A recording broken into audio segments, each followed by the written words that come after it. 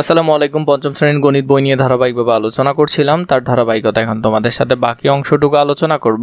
7 নম্বর topic, দুটি শহরের জনসংখ্যা যথাক্রমে ৪৫,৬৮০ জন, ৫২,৫২০ জন। এটা কিন্তু দুইটা শহরের, এখানে একটা শহর, এখানে একটা শহর, দুইটা শহরের আলাদা আলাদা জনসংখ্যা। একটি শুমারিতে মানে গণনার মাধ্যমে দেখা গেল ওই দুই শহরের স্বাক্ষর মানে শিক্ষিত মানুষ এর সংখ্যা যথাক্রমে ৩৪,২৬০ জন ও ৩৬,৭৬৪ জন। শতকরা হিসেবে কোন শহরের স্বাক্ষর মানুষের সংখ্যা বেশি? তো আমাদেরকে বের করতে হবে এখান থেকে কোন জায়গার মানুষের শিক্ষিত মানুষের সংখ্যা বেশি। এখানে দেখা যাচ্ছে দ্বিতীয় শহরের স্বাক্ষর মানুষের সংখ্যা বেশি।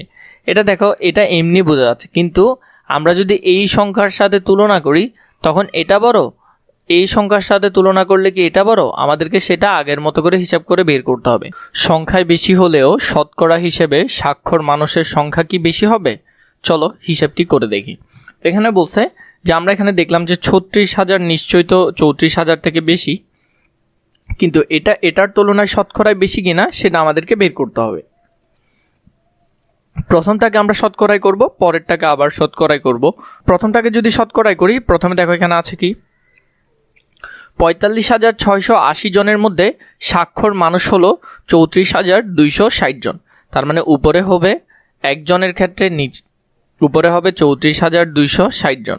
সেমভাবে এই যে এই সংখ্যাটা এটা চলে যাবে নিচে হবে কত? ৪৫,৬৮০ জন, ৬৮০ জন। ঠিক আছে, ১০০ জন নিশ্চয়ই শতকরায় বের করতে হবে, তাই আমাদেরকে ১০০ দিয়েই করতে হবে।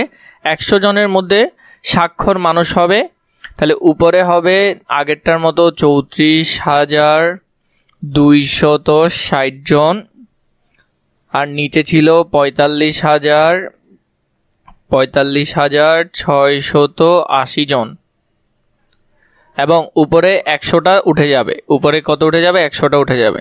এবার যদি আমরা কাটাকাটি করি, এখানে 0 একটা, এখানে 0 একটা কাটাকাটি গেল। এরপরে দেখো এই অংশটার সাথে আমরা কাটাকাটি করব, তাহলে যদি কত হয়? এটাকে যদি 2 দিয়ে কাটি তাহলে ৫ দুগুণে ১০, এবং নিচেরটাকে যদি 2 দিয়ে কাটা হয় তাহলে ৪৫,৬৮, এখন হবে ৪,৫৬৮। এটাকে 2 দিয়ে ভাগ করলাম, 2 দিয়ে ভাগ করলে নিচে হবে ২,২84। তো এভাবে না করে আমি ডিরেক্ট ক্যালকুলেটর করে ফেলছি, তোমরা ডিরেক্ট পারবে। এখানে উপরে ছিল ৩৪,২৬০, আর এদিকে এখন আছে 5 গুণ 5 দিলাম 5, তাহলে এটা আসলো। এটাকে নিচের ২,২84 দিয়ে ভাগ করি, ভাগ ২,২84, তাহলে আসলো ৭৫। তার মানে এখানে হবে ৭৫। তো ৭৫ হলে নিশ্চয় পার্সেন্ট কত হবে? পার্সেন্ট হবে ৭৫%। তার মানে প্রথমটার পার্সেন্টেজ হলো ৭৫%। পরবর্তীতে আমাদের যেটা ছিল ৫২,৫২০ জনের মধ্যে স্বাক্ষর মানুষ ছিল ৩৬,৭৬৪ জন, তাহলে উপরে ৩৬,৭৬৪ জন ভাগ কত? ভাগ ৫২,৫২০ জন। তাহলে ১০০ জনের মধ্যে নিশ্চয়ই ৩৬,০০০টা উপরে চলে যাবে, ৩৬,৭৬৪, আর উপরে ১০০ জন, ১০০টা ১০০ থেকে যাবে। নিচে ৫২,৫২০ জন। তো আমি ডিরেক্ট ক্যালকুলেটরে করি, তোমরা এভাবে করতে পারবে। প্রথমটা হলো ৩৬,৭৬৪ জন গুণ ১০০ সমান যেটা আসছে সেটাকে আমরা নিচের অংশ দিয়ে ভাগ করব, ৫২,৫২০ জন, তাহলে হলো ৭০ জন। তাহলে কতজন? ৭০ জন। তাহলে এটা হলো ৭০%। ১০০ জনে হিসাব করছি, তাই কত পার্সেন্ট হবে? ৭০%। তাহলে এখানে স্বাক্ষর মানুষ রয়েছে কত পার্সেন্ট? ৭০%। তো দেখো প্রথমটা হলো ৭৫%, এটা হলো ৭০%।